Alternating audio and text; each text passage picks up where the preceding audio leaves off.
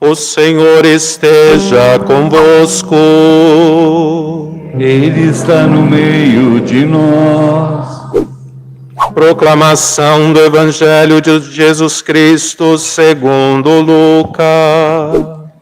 Glória a vós, Senhor.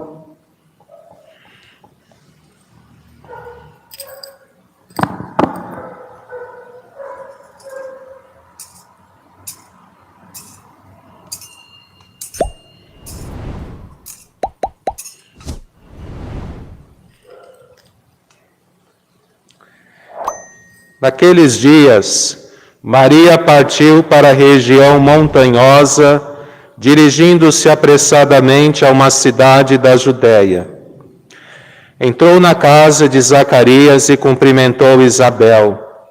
Quando Isabel ouviu a saudação de Maria, a criança pulou no seu ventre, e Isabel ficou cheia do Espírito Santo. Com um grande grito exclamou: Bendita és tu entre as mulheres, e bendito é o fruto do teu ventre. Como posso merecer que a mãe do meu Senhor me venha visitar? Logo que a tua saudação chegou aos meus ouvidos, a criança pulou de alegria no meu ventre. Bem-aventurada aquela que acreditou, porque será cumprido o que o Senhor lhe prometeu. Então Maria disse: A minha alma engrandece o Senhor, e o meu espírito se alegra em Deus, meu Salvador, porque olhou para a humildade de sua serva. Doravante todas as gerações me chamarão bem-aventurada, porque o Todo-Poderoso fez grandes coisas em meu favor. O seu nome é santo, e sua misericórdia se estende de geração em geração a todos que o temem. Ele mostrou a força de seu braço, dispersou os soberbos de coração, derrubou do trono os poderosos e elevou os humildes. Encheu de bens os famintos e despediu os ricos de mãos vazias. Socorreu Israel, seu servo, lembrando-se de sua misericórdia, conforme prometera aos nossos pais, em favor de Abraão e de sua descendência para sempre. Maria ficou 3 meses com Isabel, depois voltou para casa.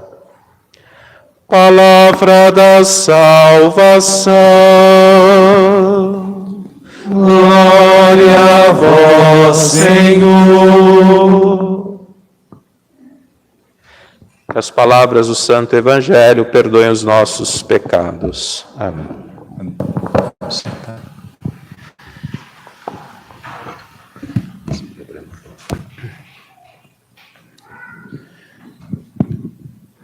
Queridos irmãos e irmãs, hoje nós celebramos o dogma da Assunção de Maria aos céus, definido, proclamado pelo Papa Pio XII no ano de 1950, 1º de novembro de 1950.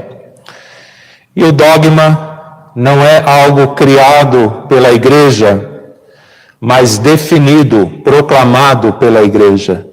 Ele faz parte, é o conteúdo, é o depósito da fé da Igreja, que os pastores, sob a luz do Espírito Santo, definem, proclamam, apresentam à humanidade como algo a ser assentido, a ser crido, a ser acolhido por todos nós. E o Papa Pio XII, através da bula papal, Munificentíssimos Deus, ele nos lembra que após a sua caminhada terrena, após a sua missão entre nós, Maria foi elevada de corpo e alma ao céu. E ela está à direita de seu Filho Jesus, foi coroada como Senhora, como Rainha nossa, assim como é apresentado no afresco de Fragélico, e que tem Jesus coroado como rei e, por sua vez, também coroando a sua mãe, acolhendo a sua mãe na beatitude, na eternidade no céu. E nós ouvimos a palavra de Deus preparada para esse dia tão caro, tão importante, especial para nós católicos. Na primeira leitura, uma passagem do Apocalipse de São João, e que nos fala desta visão que João teve. Ele viu o templo de Deus e no seu meio, no seu interior, a arca da aliança. E depois apareceu um grande sinal, uma mulher vestida de sol, vestida com a luz do sol, tendo a lua sob os seus pés, coroada com 12 estrelas. E esta mulher está para dar luz a uma criança, está gemendo em dores de parto, e uma besta, um dragão, uma serpente, que deseja devorar a criança logo que a criança nasça. E a igreja entendeu primeiramente que esta mulher que nos fala São João pode ser o povo de Israel, ou a igreja, e também pode se atribuir a Nossa Senhora, aquela que nos trouxe o Salvador, pela qual nosso Senhor veio a este mundo, se revestiu da nossa carne, da nossa natureza humana. E esta luta, esta briga, esta perseguição, é justamente por causa da raiva, do ódio que esta serpente, este dragão sente por esta criança que está predestinada a governar, a apacentar um povo com o cetro de ferro, ou seja, com autoridade. Esta criança, a igreja apresenta ao mundo. Esta criança é nosso Senhor Jesus Cristo, é a palavra eterna do Pai, é a palavra de Deus que se fez carne.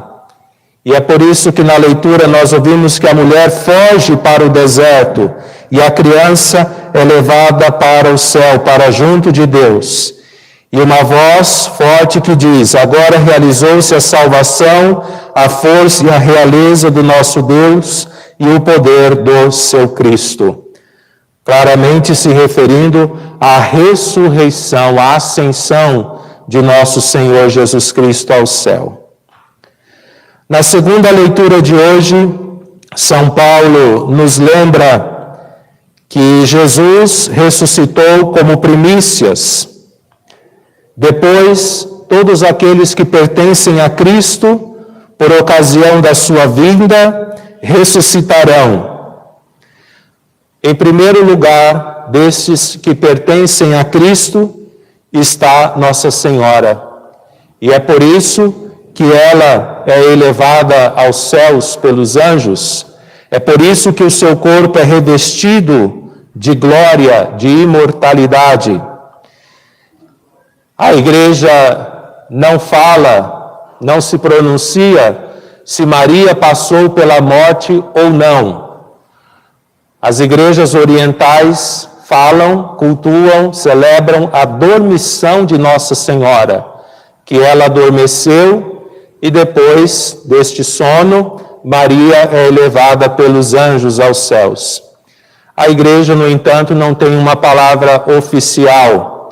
O mais importante é sabermos que por causa dos méritos de seu Filho Jesus, o seu corpo foi revestido de imortalidade. Aquilo que acontecerá conosco no segundo julgamento, no juízo final, já aconteceu com Nossa Senhora por privilégio.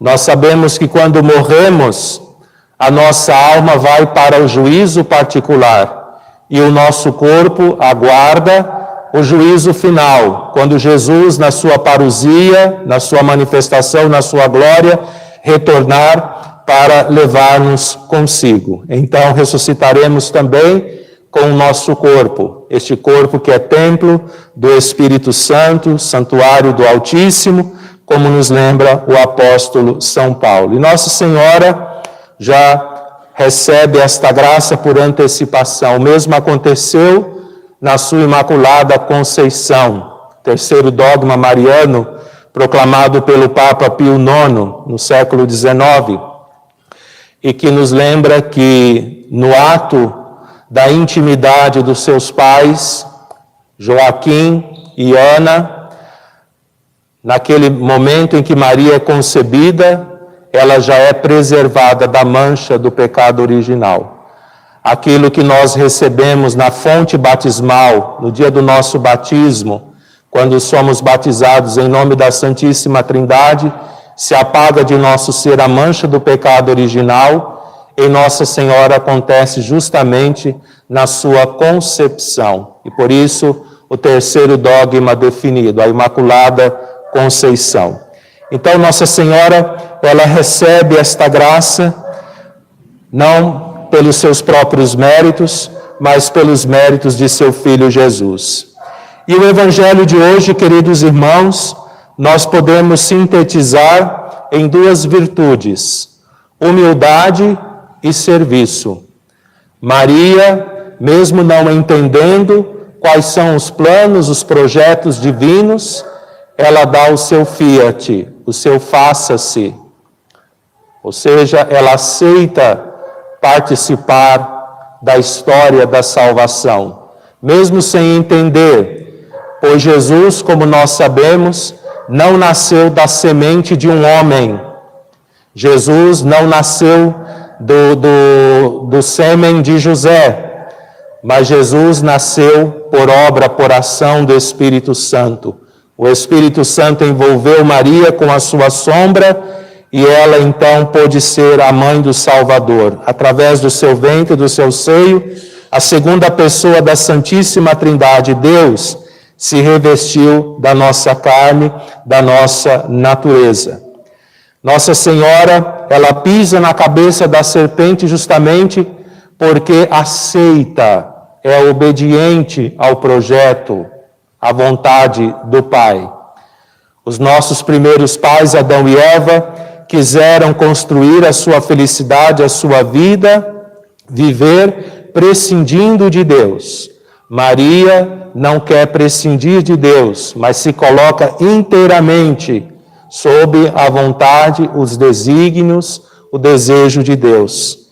E o demônio, quando soube que o homem seria criado, uma criatura inferior aos anjos, mas que os anjos, mesmo sendo superiores, deveriam se colocar a serviço do homem, em especial o nosso anjo da guarda, que nos serve, que nos auxilia, que nos dá bons conselhos, age em nós através da intuição, para que nós possamos em tudo fazer aquilo que agrada o Senhor. Lúcifer não aceitou ser um servidor dos homens, que uma criatura inferior aos anjos fosse criada à imagem e semelhança de Deus, e se opôs, gritando: non serviam, não serviremos, não serviremos. Nossa Senhora, ao contrário, diz: fiat, faça-se, faça-se em mim, segundo a sua palavra, segundo o seu desejo. Então, a humildade de Maria. Depois, o serviço, a humilde serva do Senhor, que se coloca inteiramente à disposição de Deus e também à disposição dos irmãos. Fala a palavra de Deus que ela saiu da sua casa e foi para um lugar, não se sabe ao certo, mas nas montanhas ali da Judéia, para se colocar a serviço da sua prima Isabel, que já estava no 6º mês de gestação. Uma viagem de aproximadamente 4 dias. E Nossa Senhora empreendeu esta viagem para se colocar a serviço da sua irmã, da sua prima, da sua irmã. Que nós possamos, queridos irmãos e irmãs, também aprender de Nossa Senhora a humildade, a não ficarmos fascinados com os elogios, com as glórias que o mundo pode nos ofertar, pode nos dar, mas a buscar, sobretudo, a glória de Deus, a verdadeira glória, a glória incorruptível. E também estarmos sempre a serviço dos nossos irmãos. O servo é aquele que não fica escolhendo o ofício, que não fica escolhendo o cargo. O servo, ele obedece. O Senhor diz o que ele deve fazer e ele automaticamente, simultaneamente, logo se coloca a serviço do seu Senhor.